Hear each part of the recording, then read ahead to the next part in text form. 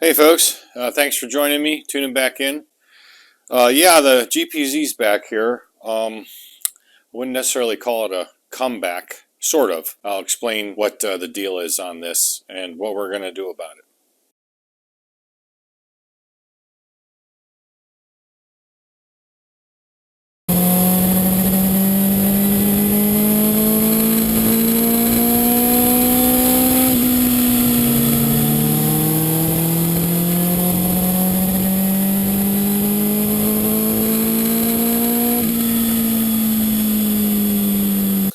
Okay folks, I hope the GoPro footage came out okay.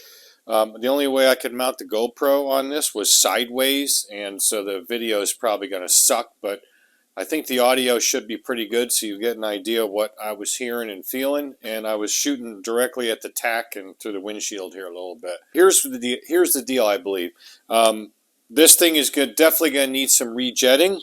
I'm a little disappointed in myself for shipping it the way it was, but I could only do a limited amount of wide open throttle runs close by. I probably should have gotten all dressed out like I did today and take it up on the interstate before I delivered it and give it a good thrashing, but I didn't do it. So customer said he wasn't complaining, but if I was him, I would, because it's not right. So this is what we're going to do. I'm going to pull the carbs. It'll be later because this thing's hotter than a $3 pistol right now. And I'm going to take them apart, the float bolts off, and examine the jetting, because honestly I can't remember what mains are in it. I don't think I wrote them down. And then we'll go ahead and fire the camera back up at that point, and I'll discuss my logic and reasoning as to what size jets that I'm going to order to replace these. So at that point, like I said, we'll pick it back up. But yeah, this is definitely not ignition. The way he was describing it, where it would hit 8,000 RPM and then just basically die. And he said something about mid-throttle. Well, you saw that too if the video came out.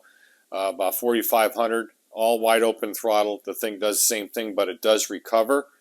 And then it'll go into that higher RPM, just like it's just starving for fuel.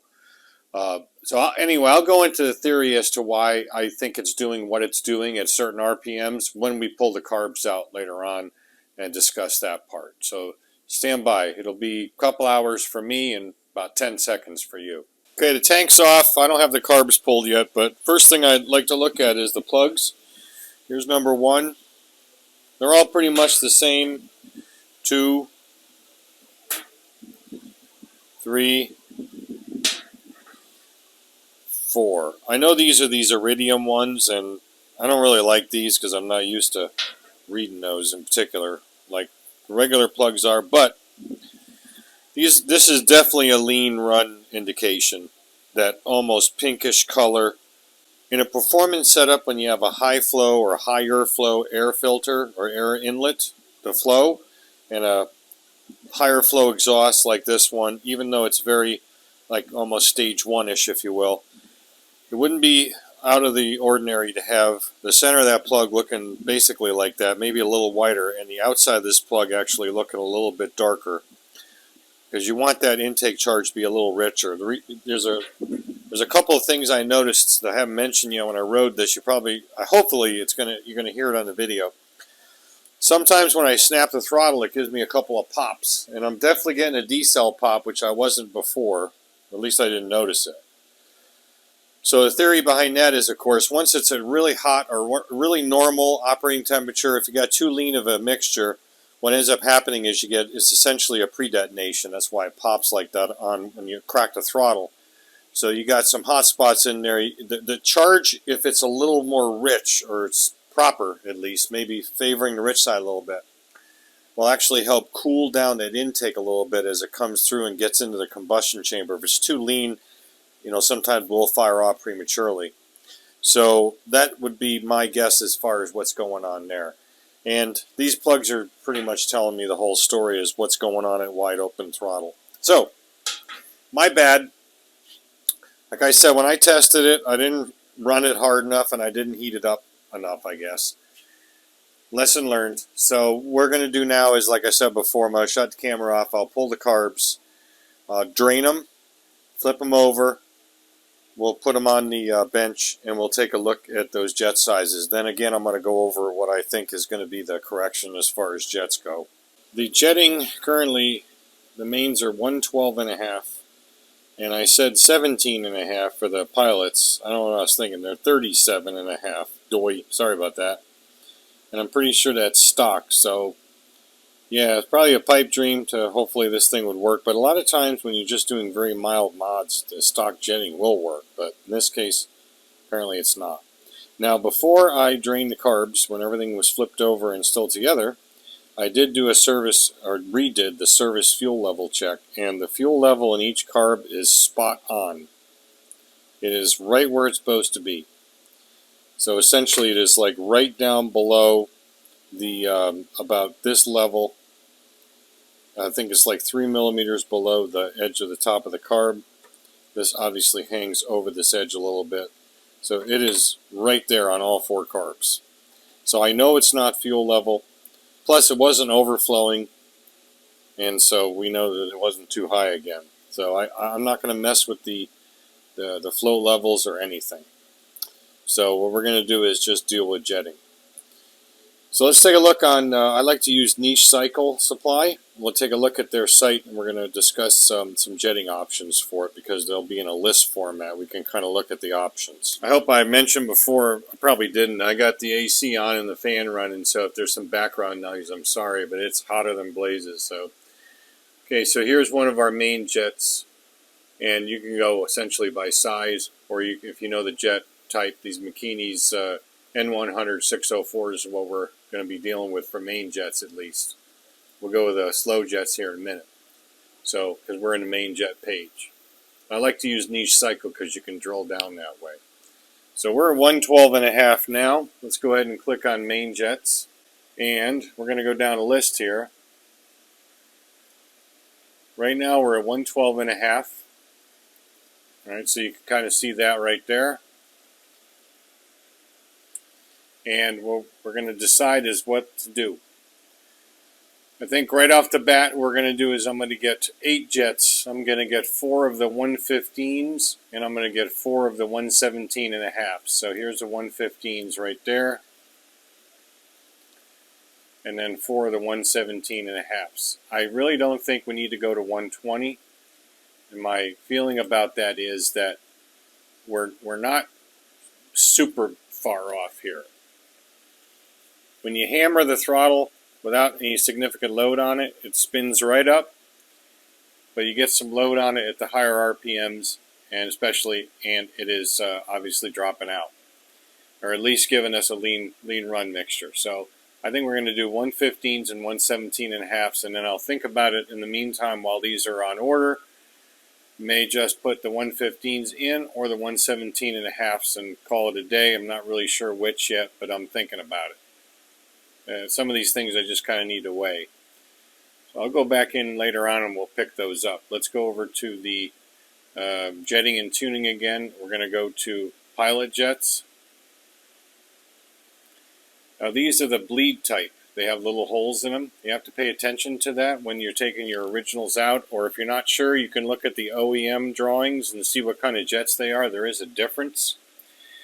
So this BS30s, which I'm pretty sure these are BS30 carbs, bleed type pilot jets. That's what we're going to be going with. If you scroll down, you can see a bunch of different options. There's your non-bleed right there.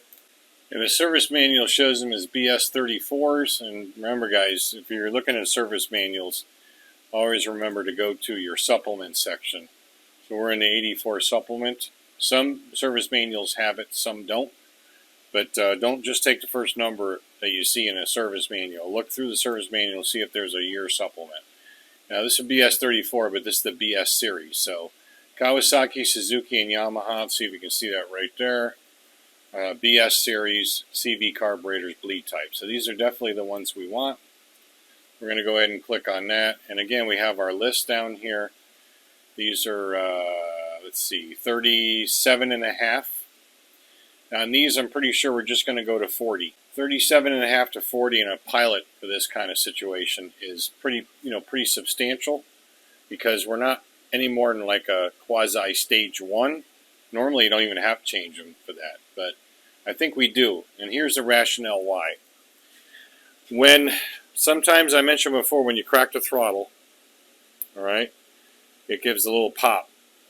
And also we have about that 4,000, 4,500 RPM at heavy throttle transition area, which at that point, most likely, even though I'm at full throttle, and even at lower throttles it's doing it, the pilot or the slow jets are actually still contributing quite a bit, or at least somewhat, to the fuel mixture. Also on deceleration we got some popping, so that would be obviously with throttle closed, and that's completely under the auspices of the slow jet system. So I think all we need to do is bump these up a little bit to smooth that transition out. I really don't think we're going to have to go up to the 42.5s. 37.5 to 42.5 is a pretty big jump. So I think if we go to the 40s, we're going to be good. So it's just kind of a gut feeling the way this thing's running. Because, you know, I'm going over all the other stuff. The fuel level is definitely good. They are synchronized because I did it at the last time I was here. And it ran well when I first tested it, but I just didn't test it long enough or hard enough. In other words, we're really, really close. So if the thing didn't run for shit to start with, I would have rejetted it at that point. But since we're really, really close, we don't need to make significant changes to this. The mains, we're going to make a little bit bigger change, maybe. We're going to go up to that, what was it? We're going to go up to at least the 115s, if not the 117.5s. Because again, I'm going to get both of those, 115s and 117.5s. The way it's running at full throttle right now, wide open throttle, I'm almost tempted just to drop the 117.5s in there. But again, I'm going to think about this, and I'm going to get both the 115s and 117.5s. Now, the other thing we got to consider when you're dealing with one of these, and you're trying to fine-tune like jetting, is valve clearances. Now, I didn't do valve clearances on this. It wasn't part of the job. This thing only has, what, 8,700 miles on it? I don't know if they need it or not. There's really no significant indication, and I don't know what the service interval is. I guess we could look it up, but that's a big, big job on this particular bike because this is a shim motor and it's shim under bucket. So it would be nice to do, but with this low mileage, I just don't see a significant indication for it. So that's one thing I would think about considering if we were, especially if we were way off, or like I said before when I first opened the video up, that maybe at higher RPM he's getting a little valve float or something because the clearances are off or something like that. My gut feeling tells me it's not that. This is definitely a jetting issue because we've ruled everything else out, or we've done everything else. These carb holders are relatively new. I replaced these 2 years ago or whenever that was, 2 or 3 years ago when I first saw this from the original customer. So I know those are good. I know we don't have any vacuum leaks. I know we're patent as far as the intake side goes. I know what kind of air filter we have, just a little low flow, and I also know the exhaust. So really, I have to admit that this is kind of a mistake on my part because although I kind of thought that maybe it would be, you know, okay with the stock jetting because it was such a minor change, obviously that's not the case, and I really should have recognized that. Here we're in the parts fiche for the carburetors on this GPz750. Now if you take a look, the number over here for the main jet is 92063/A through D, and that means that there's multiple choices of that single part number. So we go over here 92063A, you can see there's actually 92063 itself is a 110, it says R, 107.5R, 105R. Then you go down to main jet 115 and main jet 112.5. So you can tell from essentially the parts fiche here that 112.5 was at least a OEM option or OEM selection. So whether, you know, the service manual is referring to this 105, I don't know, maybe that's the lowest one, and so they just picked that number. I don't know. I'm not 100% sure what the R means. I think I looked that up once. It may mean for racing. Now, if that's the case, you might think to yourself, well, that's counterintuitive because it's a smaller jet. And in many cases, when you open these things up, I mean, you really open, you know, you uncork them as far as the air intake goes, like putting pods on them, that sort of thing. You actually need to lower the jetting size for the mains because you're moving so much air with a low flow exhaust that if you ran, for example, 112.5, it may run very rich. So 105, 107, maybe 110 would not be out of the ordinary. So I think that's what it means, but I'm not 100% sure. I remember looking it up once, and I'm not going to do it again because it's just something to keep in mind when you look for alternative sources for information for jetting. If you're looking at a service manual, you're like, well, my carb has 112.5, and our carbs have 112.5 mains. Why does the service manual say 105s? Well, it's just one of the choices you can get, and that R, I think, is for racing. So, yeah. And you see 107.5 is even unavailable. So these are kind of an odd duck, although these are supposedly available in a number of days. You can see that the 112.5s are in stock. But we're not going to get them here. We're going to be getting them from Niche. So I'm going to go ahead and put that order in. I just kind of wanted to clarify that. Okay, folks, it's a number of days later. I have made some jetting changes. We're going to talk about that a little bit. Because I'm not 100% sure they're going to be right. So what I'm going to do is just show you how it runs. One of the changes the customers wanted, he brought over this baffle, I guess, the insert for the muffler, which I was greatly appreciative of because the damn thing was just too loud. I'll go ahead and get it off the lift, put the GoPro on, and we'll take it for a shake and then come back and we'll talk about it.